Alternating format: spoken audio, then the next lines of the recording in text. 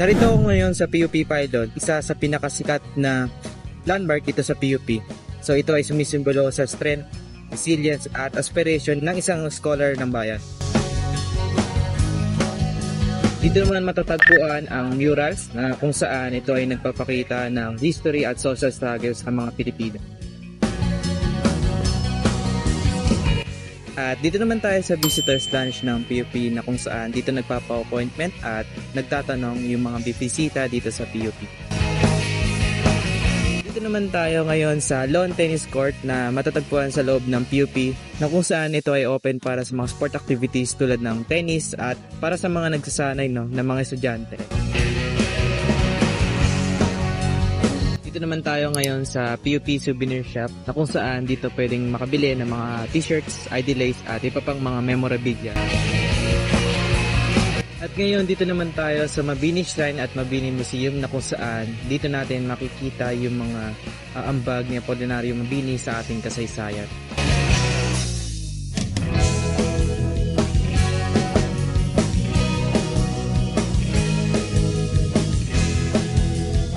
Ito naman ang obelisk na kung saan matatagpuan sa loob ng PUP sa gitna mismo ng campus. Ito naman ang Interfaith Chapel na matatagpuan dito sa loob ng PUP kung saan pwedeng magsimba yung mga estudyante sa loob ng institusyon.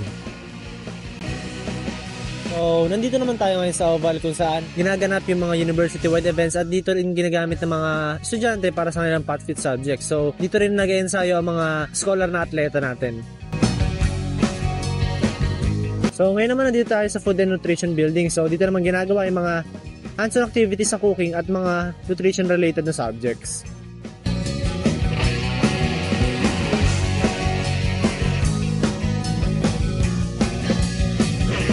Ngayon, narito naman tayo sa Charlie de la Rosario Building. Dito naman natin matatagpuan ang ilang student-related offices. Ngayon, nandito naman tayo sa main academic building kung saan ito ang sentro ng PUP. Dito rin matatagpuan ang iba't ibang offices at classrooms na pinapasukan ng mga scholar ng bayan.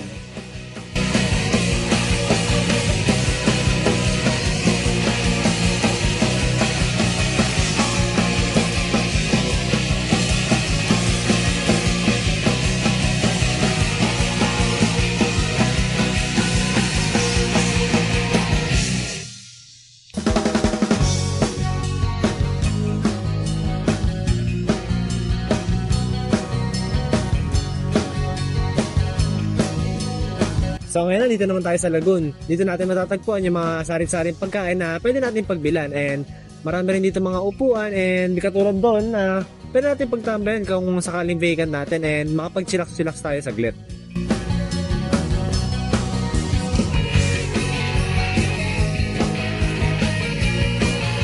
Ngayon, nandito naman tayo sa swimming pool ng PUP. Ginagamit ang swimming pool nito ng mga estudyante para sa kanilang pathfit na subject at dito rin nag-ensayo ang mga swimmer natin na athlete. Laboratory High School building naman ang ginagamit ng mga high school at senior high school student sa PUP.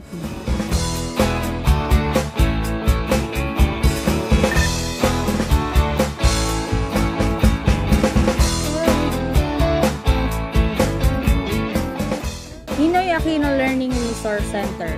Ito naman ang main library ng PUP na puno ng references, computers, study spaces at dito rin matatagpuan ang Open University.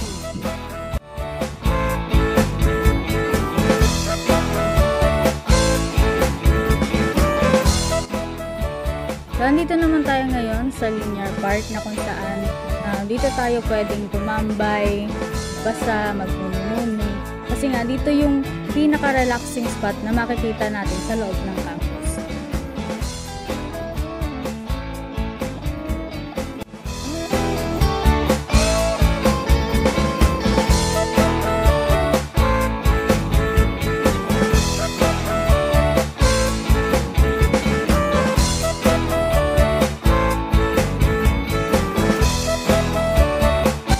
Ito namang multi-purpose gym natin ay para sa mga sports events, PE classes, at sa mga student program.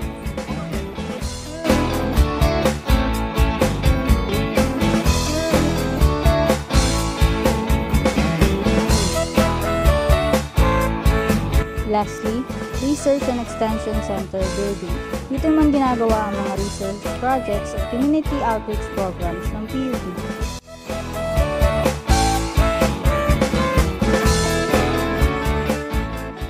Salamat sa pagsama. Hanggang sa muli, mga isko at iska.